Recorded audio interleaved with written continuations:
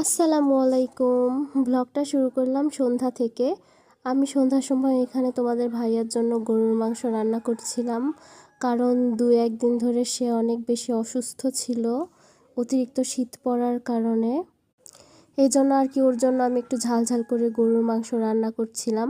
আর গরুর মাংস সাধারণত বাটা মশলাতেই অনেক বেশি ইয়াম্মি লাগে, আর সেটা যদি হয় হাতে মাখানো। তো এখানে আমি মাংসটা কষিয়ে নিচ্ছিলাম, কারণ তোমাদের ভাইয়া অনেক বেশি পছন্দ করে গরুর মাংস। আর এইদিকে আমি ওদেরকে নাস্তা দিচ্ছিলাম। অসুস্থ তারপরেও তোমাদের ভাইয়ার খেলা শেষ হয় না।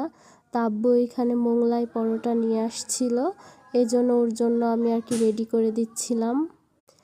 আর একটা কথা, এই ব্লগটা সাধারণত ২৯ তারিখের ছিল। আমি অনেক বেশি অসুস্থ ছিলাম, যার কারণে আমি ভয়েস দিতে পারিনি ভিডিওতে। আর আজকে আলহামদুলিল্লাহ সুস্থ হয়ে আমি তোমাদের সাথে ভিডিওগুলো শেয়ার করছি। তো এই তো গরুর মাংস প্রায় রান্না করা শেষ। ওর জন্য আমি কষানো মাংস নিয়ে আসছি, কারণ জ্বরের মুখে ঝাল ঝাল গরুর মাংস খেতে অনেক বেশি মজা লাগবে। সে তো পেয়ে অনেক বেশি খুশি।